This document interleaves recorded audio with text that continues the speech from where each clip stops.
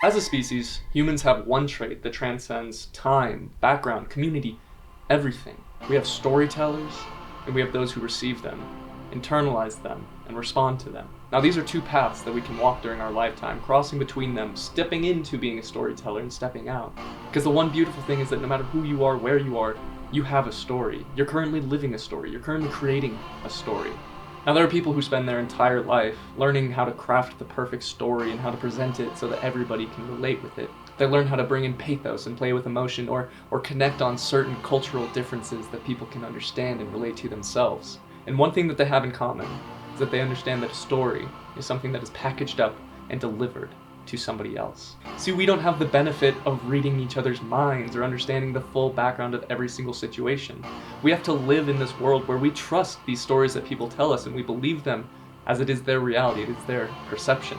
See, it should come as no shock that I am of the personal belief that great storytellers are nothing more than amazing communicators. They know how to relate with their audience while also remaining true to themselves, allowing people to step into their belief, into their perception, into their reality.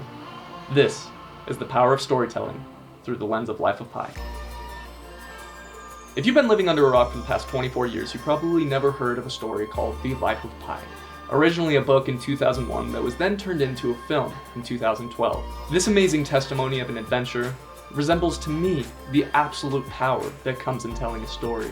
It allowed readers and viewers to have a unique chance to understand the difference between a powerful story, a real story, and the convoluted absence, what happens in between them. We're able to see and receive the story from Pi as the way that it is wanted to be told from his perspective, while also getting a later understanding of what possibly could have happened. And before we jump into it, a huge theme that I think is important to mention is though we receive two different versions of the same story, it's up to us as a reader and as a viewer to make our own opinions and come to our own conclusions as to what we believe is the accurate story. What is the true story? Is it a blend of both? See, Pi's story begins as many of ours would, as a child. He's raised in a zoo ran by his father with his mother and his brother. Pi explains how he's always been on a spiritual journey of sorts, where he was looking everywhere to find what he could call his truth, his reality. Right off the bat, this is allowing the viewer to make an association. Pi is somebody who is looking through metaphors to try to find reality. This could shape him later in life. Moving forward in the story, we learn that Pi and his family have to move from India to Canada in order to start a new, fresh life together. And as I'm sure everybody who has experienced this knows, this is truthfully where our story begins. On one fateful night, because of some unexplainable force, Pi is woken from his sleep and decides to leave his cabin to explore a thunderstorm that's happening outside.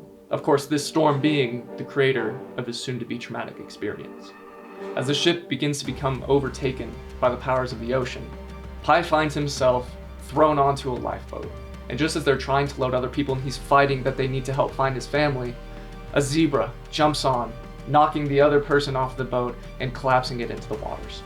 Now, as Pi is able to get himself back onto the raft, he sees things in the water coming towards him. More animals. Pi tries his best to remain calm and keep a steady head on his shoulders in order to save whoever he can, however he can. But as fate would have it, all that he rescues onto his boat are the animals that his family is transporting to sell in North America. And as fate would have it, the tiger who had taught Pi a valuable lesson as a child. As Pi's arc continues to voyage on, we experience animals being animals.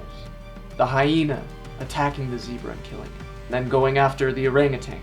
As Pi is screaming for it to stop with anything that he can possibly do, the tiger jumps out, attacking and killing the hyena. Out of one dangerous event and into a much more significant one. And then there were two. Pi and a tiger.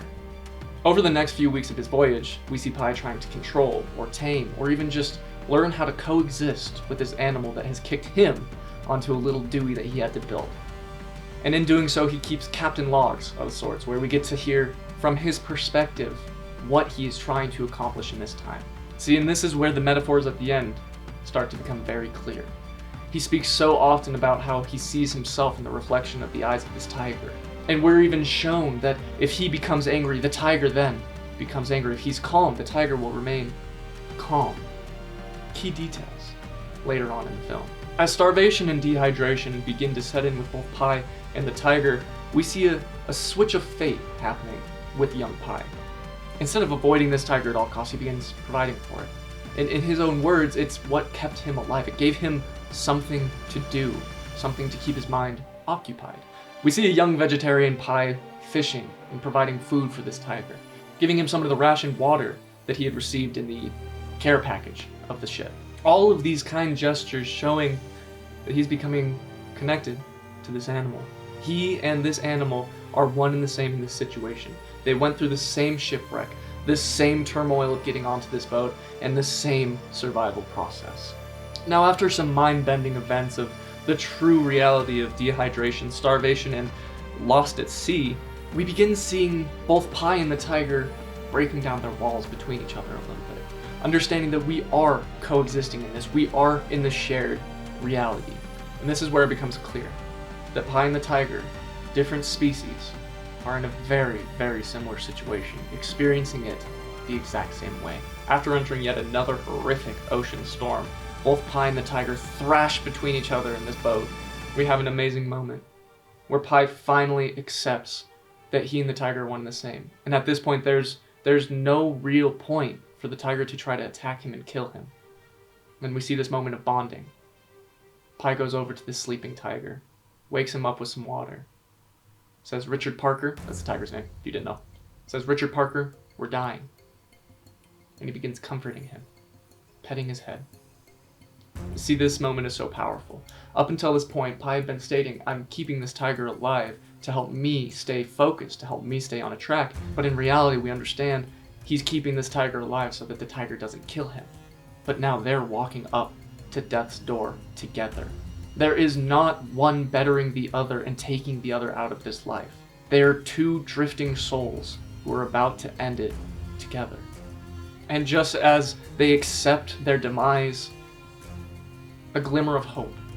They arrive to a floating island that provides them with food, with fresh water, and with some mysteries. Now this is where the story becomes very interesting. There's many chronicled sailor stories where they came across islands that they couldn't explain and that would never be found again. But this specific one came with almost mystic-like tendencies. During the day, everything was edible. The water was fresh and drinkable, but come night, the water turned to acid. This is where we get to see a defining moment for Pi, because he chooses to stock up on supplies and remove him and the tiger from this island. The key point being that he chose to bring the tiger with him. We are in this together. We will die together or we will survive together, but we will do it together. So they continue on their voyage in the middle of the ocean, just hoping to drift towards somewhere. And as fate, or as he claims God would have it, they wash up in Mexico. As Pi pulls the boat onto shore, he collapses into the sand, feeling land for the first time in over 200 days. And Richard Parker the tiger jumps out and starts walking towards the jungle, looking into it. And there's this moment where Pi stated that he thought that Richard Parker would look back at him, just giving closure, giving a goodbye to this story that they had created together. But instead, he just went into the forest. This devastated Pi, because now this was another relationship that he didn't get closure to.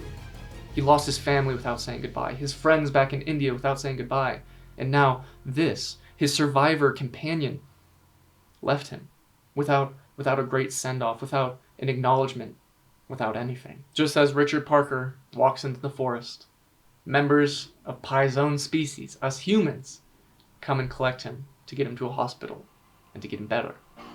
Now, as Pi's in the hospital recovering, 2 investigators from the shipping company come to speak to him. They have to settle insurance claims and understand fully what happened out there. He presents them with the same story that we're shown. However, they don't accept it. They point out impossibilities and find moments that could not have happened and express a disbelief in what he's telling them. And so he asks, "What do you want to hear?" And they say the truth. So Pi tells them a different story, the story of how the zebra was actually a Buddhist monk who jumped off of the ship and broke his leg getting into the boat.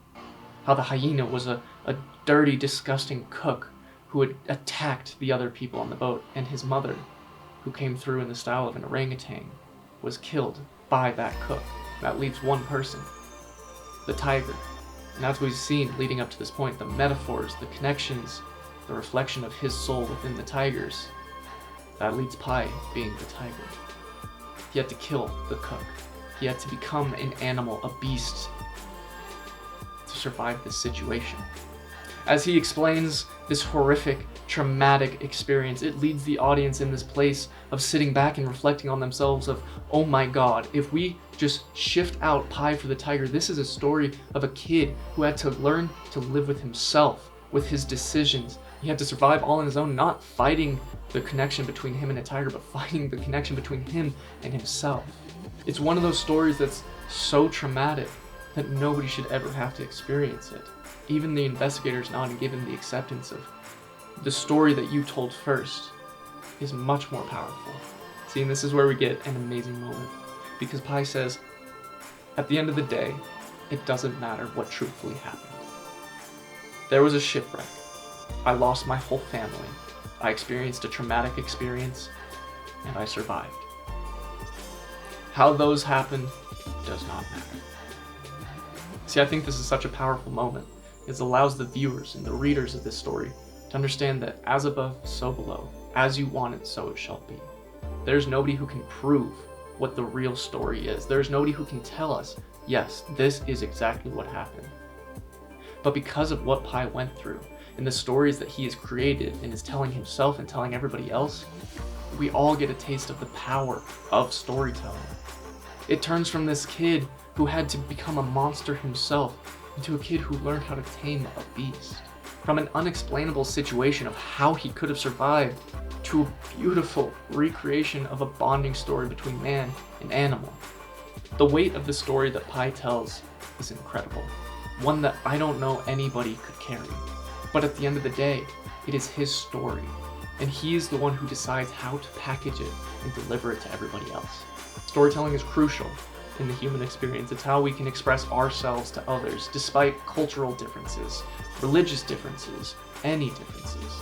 To be able to sit down and allow somebody to pour themselves into us in whatever way they feel necessary, that is their reality, that is their truth, that is their story. If the life of Pi teaches us anything, it's that the story that we are told is a story worth respecting, because no matter what, that's the story that they wanted to tell us.